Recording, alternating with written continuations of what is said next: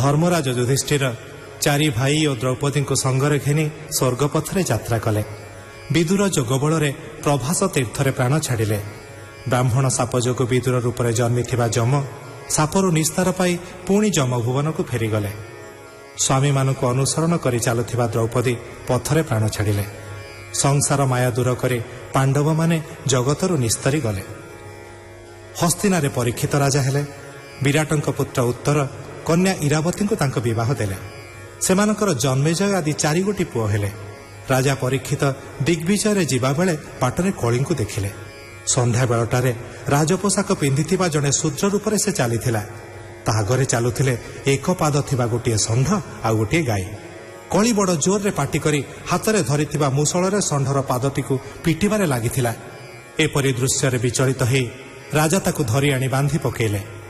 ଦିଗ୍ବିଜୟରେ ଗଲାବେଳେ ରାଜା କଳିକୁ କାହିଁକି ବାନ୍ଧିଲେ, ସେ କାହା ପାଦକୁ ପିଟୁଥିଲା ବୋଲି ସୌନକ ପଚାରିବାରୁ ସୁତମୁନି କହିଲେ,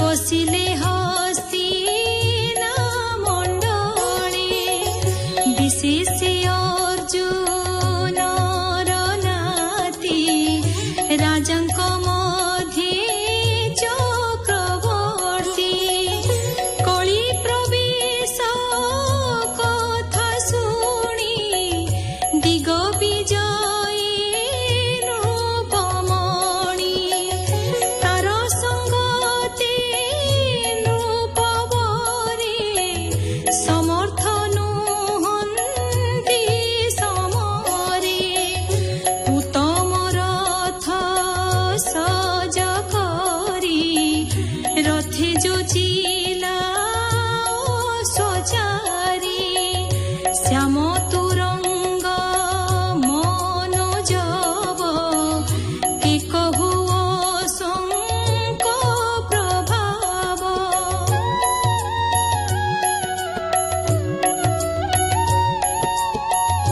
ଦିଗ ବିଜୟୀ ବିଜେ କଲା ଚାଲନ୍ତେ ଅବନି କମ୍ପିଲା ମିଳେ ଉତ୍ତର ପୁରୁ ଦେଶେ ସର୍ବନୃପତି ତାର ବସେ କେତେ ଲୋକ ତାର ଆଗେ କୃଷ୍ଣ ଚରିତ ନାନା ରଙ୍ଗେ ଆତ୍ମାକୁ ରଖିଲେ ଯେ ମନ୍ତେ ଦ୍ରୋଣ କୁମାର ଶସ୍ତ୍ରଘାତେ ବୃଷ୍ଣି ପାଣ୍ଡବ ବନ୍ଧୁପଣେ ଭକତି କୃଷ୍ଣର ଚରଣେ ପୂର୍ବ ପୁରୁଷଙ୍କର ବାଣୀ ତୋଷ ତାହାଙ୍କ ମୁଖୁ ଶୁଣି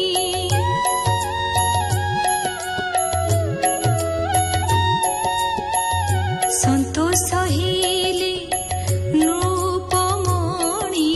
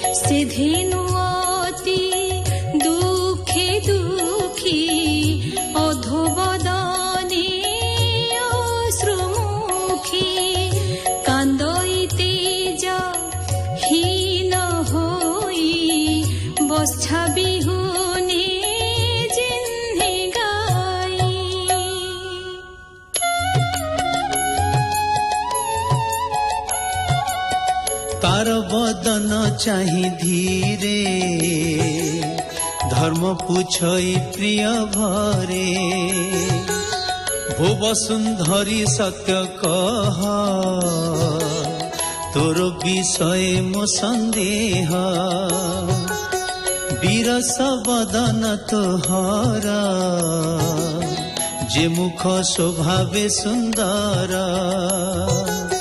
कि बात नय तोर मला स्वामी बादुरे प्रवासीला एकई पाद देखी मोते दया बसिला तोर चिते किबाए घोर कली काले सुद्रे भुंजिबे तोते बळे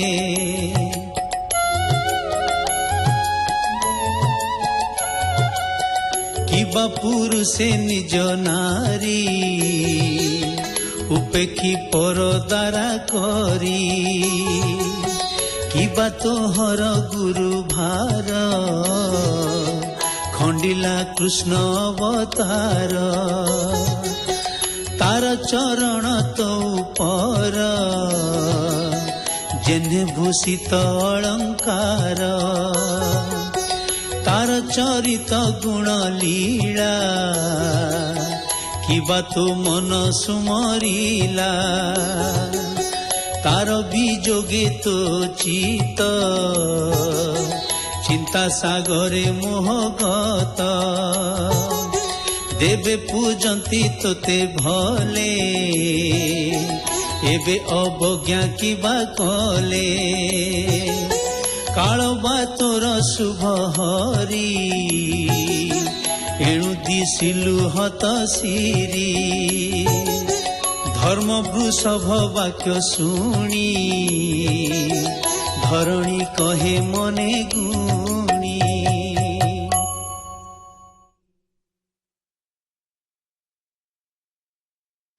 प्रचार कलु अतिबड़ी जगन्नाथ दास विरचित श्रीमद भागवतर 37तम भाग ଏହି ଭାଗରେ କଣ୍ଠଦାନ କରିଥିଲେ ବାଦଲ କୁମାର ଆଚାର୍ଯ୍ୟ ତୃପ୍ତି ଦାସ ଏବଂ ଶୈଳଭାମ ମହାପାତ୍ର ବେଦର ସମ୍ପାଦନା ଡ ବିଚିତ୍ରାନନ୍ଦ ମହାନ୍ତି ସଙ୍ଗୀତ ପରିଚାଳନା ରାଖଲ ଚନ୍ଦ୍ର ମହାନ୍ତି ପ୍ରଯୋଜନା ସୁହାସ ମହାନ୍ତି।